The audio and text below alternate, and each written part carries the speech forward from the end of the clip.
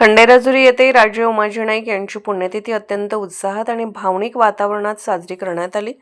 या कार्यक्रमास परिसरातील ग्रामस्थ, नागरिक व कार्यकर्त्यांची मोठ्या संख्येने उपस्थिती लाभली होती। राजे उमाजी नाईक यांच्या कार्याचा आणि त्यांच्या समाज हितासाठीच्या योगदानाचा यावेळी उपस्थित मान्यवरांनी गौरव केला।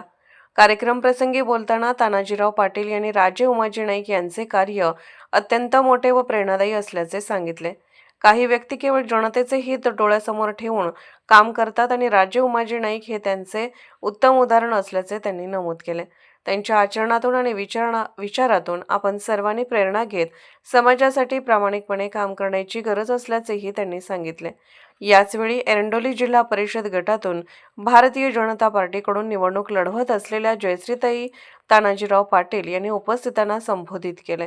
त्यांनी सांगितले की सर्वांनी ठाम भूमिका घेत विकासाच्या पाठीशी उभे राहिले पाहिजे। विकासाच्या मुद्द्यावर सकारात्मक आणि लोकहिताचे राजकारण करणाऱ्यांना जिल्हा परिषदेत संधी देणे गरजेचे असून जनतेने विकासाला प्राधान्य देत योग्य निर्णय घ्यावा असे आवाहन त्यांनी केले।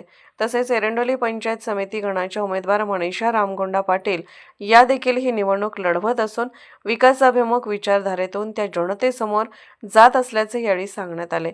या कार्यक्रमानंतर खंडेराजुरी गावात विविध ठिकाणी भेटी देत प्रचार करण्यात आला। या प्रचार दौऱ्याला नागरिक व मतदारांचा उत्स्फूर्त प्रतिसाद मिळाला। ठिकठिकाणी ग्रामस्थांशी, उमेदवारांशी संवाद साधत आपली मते व्यक्त केली। एकूणच या पुण्यतिथी कार्यक्रमासह प्रचार दौऱ्यामुळे परिसरात उत्साहाचे वातावरण निर्माण झाले होते।